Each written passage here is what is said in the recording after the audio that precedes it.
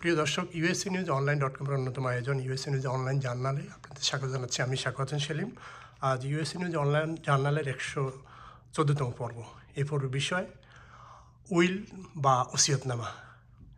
Will বা ওসিয়তনামা যুক্তরাষ্ট্রে কীভাবে এই উইল বা ওসিয়তনামা করা যায়, বিধিবিধান কি ইত্যাদি বিষয়ে আমরা জানবো।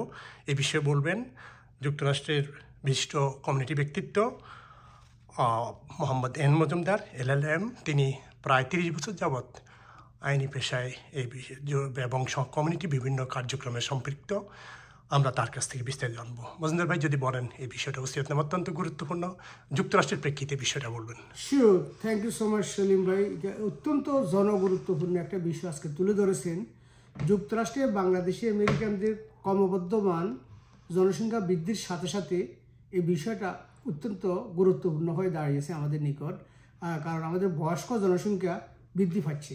সো যখনই মানুষ বয়স্ক জনসংখ্যা বৃদ্ধি পায়, এদের একটা উইল ওসিয়তনামা বা তাদের মৃত্যুর পরে তাদের সম্পত্তি, তাদের বিভিন্ন রকমের ইচ্ছা, কোথা তাকে দাফন করা হবে, কীভাবে দাফন করা হবে, কে দাফন কার্যে তার ইনচার্জ কে থাকবে, বা কীভাবে কী করা হবে, তার ডেড বডিকে দেশে নেওয়া হবে বা এখানে রাখা হবে ইত্যাদি বিভিন্ন বিষয় সম্বলিত এই যে একটা দলিল, এটাকে উইল বলা হয় ইংরেজিতে, এবং বাংলাতে বলে ওসিয়তনামা। আমাদের দেশে প্রচলিত একটা কথা আছে, উনি ওসিয়ত করে গিয়েছে।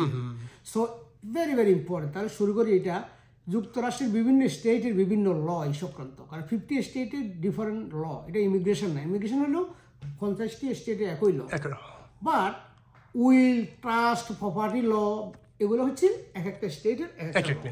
সো আমরা বলবো New York state. New York state উইলের রিকোয়ারমেন্ট হচ্ছে কী করবেন, উইলটা লিখতে হবে একটা সাদা কাগজে, 2 জন সাক্ষী থাকতে হবে এবং নোটারাইজ করতে হবে, এবং সেখানে ভিতরে লিখতে হবে আপনি কী চাচ্ছেন, আপনার কী ইচ্ছা, মরণের পর আপনার কী করা ইচ্ছা। যেমন আমার একটা কন্ডোমিনিয়াম আছে, এটা আমার মেয়ে A-কে দিলাম, আর একটা আমার একটা বাড়ি আছে সেটা B-কে দিলাম, আর একটা আমার ব্যাংকে এত টাকা গচ্ছিত আছে সেটা আমার মসজিদে এত টাকা দিলাম, আর আমার দেশের কোনো একটা মাদ্রাসাতে এখানে এত টাকা দিলাম। এই যে স্টেপ বাই স্টেপ সব কিছু আপনি লিপিবদ্ধ করে যেতে পারেন, এবং লিপিবদ্ধ করে এই উইলের একটা কপি আপনার নিকটতম আত্মীয়, ওয়েল ট্রাস্টের ফ্যামিলি মেম্বার কাছে রাখে যেতে পারেন, আরেক জায়গায় আরেকজনের কাছে রাখে যেতে পারেন, আপনার কাছে একটা রাখতে পারেন।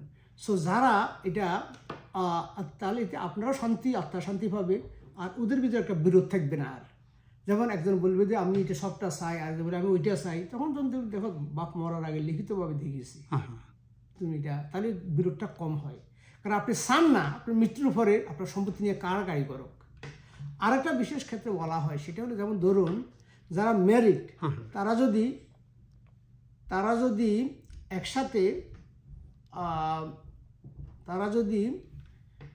একসাথে বাড়ি কিনে, জয়েন্ট টেনেন্সি, সেটা এক রকমের লিগাল এক্সপ্লানেশন। আবার যদি একটা দলিলে শুধু স্বামীর নাম থাকে, স্ত্রীর নাম নাই, সেক্ষেত্রে কিন্তু আরেকটা সেখানে আদালতে একটা প্রটেস্ট হইতে পারে বংশধরদের ভিতরে, বিশেষ করে যাদের একাধিক স্ত্রী আছে, বিশেষ করে যাদের একাধিক স্ত্রীর ঘরে সন্তান রয়েছে।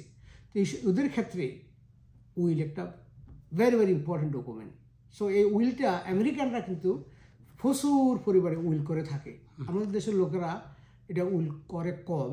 উইলটা না করলে কি হবে, আত্মীয় স্বজনের কাছে বলে যায়। উইল যখন না করবেন, there is a dispute, there is a litigation, there is a fight।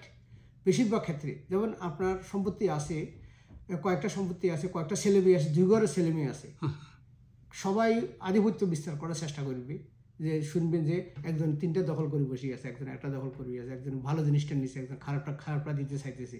যখন উইল থাকে তখন সাধারণত একটু আগে যেটা আমি বললাম, মৃত্যুর পরে তখন এই সন্তানদের ভিতরে ডিসপিউট গোলযোগটা কম হয়। কারণ ধরে নেওয়া হয় যে একজন যদি ফই শুনে, দেখো তোমার বাপে উইলটা দিয়ে গেছে, বাপে আমার রেস্টুরেন্ট দিয়ে গেছে, তখন অন্য লোকরা বাপ মরার আগে বলে গেছে, ঠিক আছে এটা নিয়ে যাও। সুতরাং এটা ডিসপিউটটা, মামলাটা, ফাইট এগুলো কম হবে because of the will. So will এটা একটা সমস্যা। আর একটা হলো আপনার ইচ্ছা মতো আপনি সম্পত্তি বন্টন করে যেতে পারতেছেন আপনার ইচ্ছা মতো। আর না হলে যদি আপনার উইল না থাকে, তাহলে তো আপনি হেরা এটা নিয়ে মারামারি করবে। একটা কথা আছে না, আপনি চান না আপনার আত্মার অশান্তি হোক, আপনি চান যে আপনার মৃত্যুর পরেও একটা সুন্দর ভবিষ্যৎ গড়ে তুলুন। সুন্দর ভবিষ্যৎ যদি চান, সেখানে উইলের প্রয়োজনীয়তা আছে। আর উইল না থাকলে কি হবে, উইল যদি না থাকে অনেক ক্ষেত্রে দেখা যায় যদি কোর্টে গিয়ে আপনাকে এস্টাবলিশ করতে হবে মালিকানা। আর যদি উইল থাকে সেখানে আর একটা এভিডেন্স, একটা সাক্ষ্য হয়ে গেল এটা কার সম্পত্তি, কার সম্পত্তি ছিল। মানে কোর্টে কেন যাওয়া লাগবে? এটা আপনার ছেলে মেয়েরা উত্তরাধিকার সূত্রে পাবে না সেখানে? এটা রুল হচ্ছে যদি আপনি আনটেস্টেড প্রপার্টি বলা হয়, তখন দেখা গেল আপনার একটা ঘর আছে, রাইট, একটা কন্ডোমিনিয়াম আছে, 1 বছরের মৃত্যুর 1 বছর পর আপনি সেল করতে চান, আপনার ছেলে সে সেল করতে চায়, তখন যদি আরেক ছেলে এটা প্রটেস্ট করে সে সেল করতে পারবে না তার নামে যদি সেভাবে যদি না থাকে, যদি সে না করে, যদি কেউ ডিসপিউট না করে আর সন্তান যদি কিছু না বলে, তখন সেই ছেলে এটাকে বলে এফিডেভিট বলা হয়, উত্তরাধিকারের এফিডেভিট বলা হয়। সো উত্তরাধিকারী এফিডেভিট যদি দিয়ে যদি আমার কোনো আপত্তি নেই, দেন এটা সেল করা যেতে পারে। বা সে যদি না দেয়, যদি উইলও না থাকে, then court has to decide. So এটা অনেক সমস্যারই সমাধান করে। যেমন দেখা গেলো একজনের জায়গা সম্পত্তি আছে, শুধু একটি মাত্র ছেলে, তার কোনো স্ত্রীও নাই, বা একমাত্র উত্তরাধিকারী, এবং সে খুব দায়িত্ব জ্ঞান সম্পন্ন মানুষ না। তো সেক্ষেত্রে যদি আপনার উইল থাকে, সে উইলে আপনি আপনার মসজিদের জন্য আপনি দিয়ে যাচ্ছেন এত টাকা, আপনার বংশের আরেকটা মহিলা, একটা ফ্যামিলি, একটা আছে অধপতিত অবস্থা আছে, তার জন্য কিছু রাখি যেতে পারেন। যদি না রাখি যান, তাহলে আপনার ছেলে হয়তো তাদেরকে দিবে না। পরবর্তী যারা আপনাকে উত্তরাধিকার সূত্রে কিছু পাবে না, যেমন আপনার ভাগিনা, আপনার ভাগিনী, আপনার ফুফাতো বোন, আত্মীয় স্বজন আছে, সুতরাং আপনার ইচ্ছা আছে মরার সময় যে হ্যাঁ আমি $1 মিলিয়ন রাখি যাইতেছি, $100,000 সম্পত্তি আমি মুখকে দিলাম, এটা এই ইনস্ট্রুমেন্টের কাজ। যদি এটা না বলি যে আপনার ছেলে যদি না দেয়, কিছু করার নেই, তারা তো কোনো অংশীদার না। কিন্তু উইল যদি না করে, সেই ক্ষেত্রে কি ছেলে মেয়েরাই তো মালিক হবে না, অন্য কেউ মালিক হইতে পারে? ছেলে মেয়েরাই মালিক হবে। ছেলে মেয়েদের ভিতরেই যখন ডিসপিউট হবে, তখন এক্সেল যদি বেশি এক্সেল কম হয়, then will is a trump. বা কোন সম্পত্তি এরকম যে উইল না করে যে রাষ্ট্র মালিক হয়ে যেতে পারে, এরকম কোনো কিছু আছে? সেটা উইল না করার কারণে রাষ্ট্রীয় মালিকানা হওয়ার সম্ভাবনা কম। এই ক্ষেত্রে যদি আনক্লেম প্রপার্টি, সেটা অন্য জিনিস। যদি আনক্লেম করা হয়, তারপরে আপনি মারা গেছেন, কোনো উইলও নাই, আর এই সম্পত্তি কেউ ক্লেম করতেছে না, কোনো কিছু, দেন স্টেট নেওয়াটা অত সহজ না, ইটস ভেরি ডিফিকাল্ট প্রসেস। সেটাই তো। ওই উইলের আর কি কি প্রয়োজনীয়তা আছে, আরো যদি একটু বলেন। উইল প্রয়োজনীয়তা হলো আপনার ইচ্ছার বাস্তবায়নে যে ডকুমেন্টটি অত্যন্ত গুরুত্বপূর্ণ, সেটা হলো উইল। আর উইল করার জন্য কোনো অ্যাটর্নির কাছে যাওয়ার প্রয়োজন রয়েছে? নট রিয়েলি, কারণ লিগ্যাল প্রসিডিওর হচ্ছে 90% লিগ্যাল ওয়ার্ক যদি আপনি স্মার্ট লোক হন, আপনি নিজে করতে পারেন। যেমন ইমিগ্রেশন একটা ফর্ম, আপনি যদি কেয়ারফুলি যদি করতে পারেন, আপনি নিজে করতে পারেন। But most of the people train নাই, জন্যই দেখতে হয়। আচ্ছা, সেকেন্ড কথা হলো, যেমন ধরুন আপনি উইলটা হচ্ছে একটা সাদা কাগজে 2 জন সাক্ষী করবে, আপনি কী কী লিখতেছেন। তো ওই কথা লিখতে জানতেছেন কিনা, আপনি নির্ধারিত কোনো ফরম্যাট রয়েছে কিনা? ফরম্যাট না, will have to be drafted, will draft করতে হয়। তো যে ফরম্যাট আছে, ফরম্যাটটা আরও ডিফিকাল্ট, কারণ ফরম্যাটে যে ল্যাঙ্গুয়েজ ব্যবহার করা হয়, মোস্ট অফ দ্য লোক সেটা বুঝবে না। সেজন্য সচরাচর উইলটা ড্রাফটেডে করা হয়, বাট স্যাম্পল পাওয়া যায়। আর বর্তমানকালে যে কোনো ডকুমেন্ট চান, সেই ডকুমেন্ট স্যাম্পল কিন্তু আছে, বুঝলেন? আপনি গুগলে লিখলে সেটা পাওয়া যাবে যে will sample new York will. এখন দেখা গেল আপনি একটু আগে আপনি বলতেছেন নিউ ইয়র্কের উইলের কথা, নিউ ইয়র্ক উইল বলতে, সরি, আমেরিকার উইল বলতে কোনো শব্দ নাই, এটা হবে state by Michigan will, New York will, New Jersey will.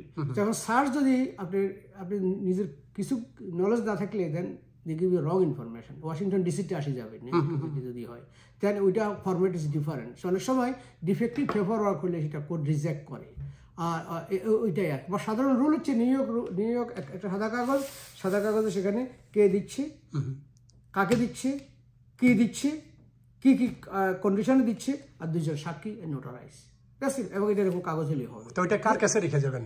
রেখে যাবো আপনার বিশ্বস্ত লোকের কাছে, মানে ছেলে মেয়েদের কাছে না, বা যাকে দিবেন তার কাছে পারেন। ছেলে মেয়েকে যদি আপনি সিল রাখেন, সিল করিয়া আপনার বিভিন্ন রকম লক বক্স থাকে, অনেকের লক বক্স থাকে, ব্যাংকে বক্স থাকে, ওই বক্সে রাখে দিলেন, অথবা কারো সিন্ধুক থাকে, বাসার নিজস্ব সিন্ধুক মিশে কিছু থাকে, সেখানে রাখলেন, এবং নিজস্ব লোকের বললেন যে মৃত্যুর আগে আমার উইল আছে, আমার উইলটা রাখি। ওইটা কার্যকর হবে তার মৃত্যুর পর, উইল মাত্র ইচ্ছা বাস্তবায়ন হয় মৃত্যুর পর, সেটা বাস্তবায়ন। তো ওই যে বললেন যে যুক্তরাষ্ট্রে বিভিন্ন স্টেটে বিভিন্ন ল, তো নিউ ইয়র্কের লটা কি যদি একটু বলতেন? নিউ ইয়র্কের ল হলে উইলের জন্য কন্ডিশন হচ্ছে 2 জন সাক্ষী থাকতে হবে, এবং এটা লিখিত থাকতে হবে, এবং এটা নোটারাইজ করা থাকতে হবে। জি, তো অনেক ধন্যবাদ মজুমদার ভাই। এবং এই বিষয়ে যদি আরো বিস্তারিত জানার জন্য কেউ আগ্রহ প্রকাশ চান, আপনাকে কল দিতে পারেন 917-597-6349। তবে বিষয়টা হচ্ছে এরকম কিছুটা জটিল থাকে, আপনার ফোনে খুব কম সংখ্যক বিষয়ে আলোচনা করা যায়। বিশেষ যদি আপনি উইল করতে চান, যার পছন্দ তার সাথে আপনি বসিয়ে সমস্ত সিস্টেম নেবেন, and then do it. Is easy এবং খুব কমপ্লিকেটেড না। জীবনকে সহজ করার জন্যই উইল ব্যবস্থা, জীবনকে জটিল করার জন্য নয়। অনেক ধন্যবাদ মজুমদার ভাই আমাদেরকে সময় দেওয়ার জন্য। দর্শক আপনাদেরকে অনেক ধন্যবাদ আমাদের সাথে থাকবার জন্য। সবাইকে ধন্যবাদ।